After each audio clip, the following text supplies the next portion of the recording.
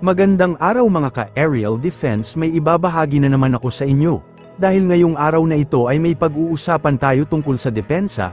China nagalit sa missile system sa Pilipinas, sinupalpal ng hukbong sandatahan. Pero bago tayo magpatuloy, huwag mo muna kalimutan mag-like, share and subscribe. Manatiling nakatutok sa aming channel para updated ka sa balitang militar at West Philippine Sea. Binago ng China ang panawagan nito para sa pag-pull out sa mid-range capability missile ng United States sa bansa. Ginawa ito ng tagapagsalita ng Chinese Foreign Ministry na si Mao Ning, bilang tugon sa isang ulat ng Reuters na nagsasaad na ang US ay nag-deploy ng mga Typhoon missile launcher nito sa isang bagong lokasyon sa bansa. 美国在菲律宾部署中岛，中方已经多次阐明了坚决反对的严正立场。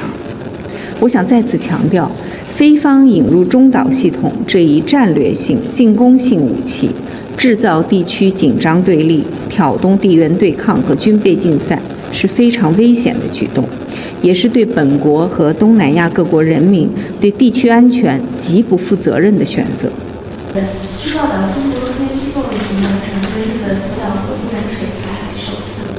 我们再次敦促菲方正视地区国家和人民的呼声，尽早纠正错误做法，按此前公开承诺，尽快撤走低风中岛系统，不要在错误的道路上越走越远。中国在有关海域的活动合理合法，无可非议。美国不是南海问题的当事方，也无权介入中菲两国之间的涉海问题。美菲军事合作不得损害中方在南海的主权和海洋权益，更不能以此为菲律宾的非法主张背书。中方将继续采取必要措施，坚定捍卫自身领土主权和海洋权益，维护南海的和平稳定。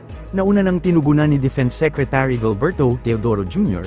ang mga pagtutol ng China sa mga missile, na nagsasabing hindi ito nakatarget laban sa mga partikular na bansa. Ang Pilipinas lamang at walang ibang bansa ang maaaring magpasya sa paglalagay ng anumang asset ng militar sa loob ng teritoryo nito.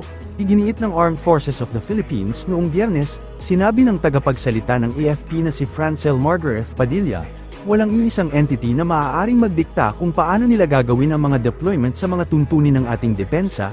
Ito ay reaksyon sa mga pahayag ng tagapagsalita ng Foreign Ministry ng China na si Mao Ning, na inulit ang pagsalungat ng China sa US Typhoon mid-range missile capability na ilang buwan na sa Pilipinas.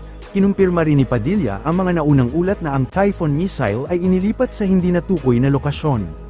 Binanggit ng opisyal ng AFP na ang mga naturang aksyon ay maaaring gawin tuwing may mga paghahanda para sa mga drills. Gayunpaman, hindi niya sinabi kung ang paghahanda na ito ay nauugnay sa paparating na taunang war games sa pagitan ng Pilipinas at Estados Unidos na gaganapin tuwing unang quarter ng taon. Noong 2024, sinabi ni AFP Chief General Romeo Bronner Jr. na gusto niyang manatili ang Typhoon missile sa bansa ng forever at umaasa siyang makakabili ang Pilipinas ng sarili nito. Inilipat ng US military ang Typhoon missile launchers nito mula sa Lawag Airfield sa Pilipinas sa panibagong lokasyon sa isla ng Luzon. Ang naturang launcher ay kayang magpakawala ng multi-purpose missiles hanggang sa libu-libong kilometro.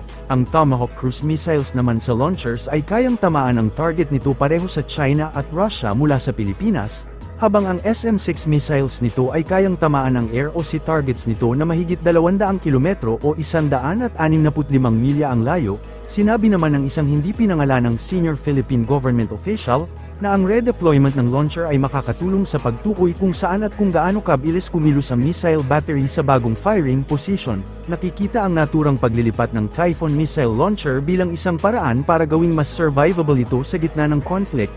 Kapwa naman tumanggi ang United States Indo-Pacific Command at gobyerno ng Pilipinas na magbigay ng specific location kung saan inilipat ang Typhoon missile launcher. Noong Setyembre, sinabi ng US na wala itong plano para tanggalin ang Typhoon missile launcher sa Pilipinas na kapwa kinundina naman ng China at Russia. Para sa mas madaming update tungkol sa ating depensa, paki-follow at like muna ng aming page na nasa description na ang link. Huwag mo na rin kalimutan mag-like, share and subscribe. Pindutin mo na rin ang bell para updated kayo sa aking mga bagong video. Maraming salamat po.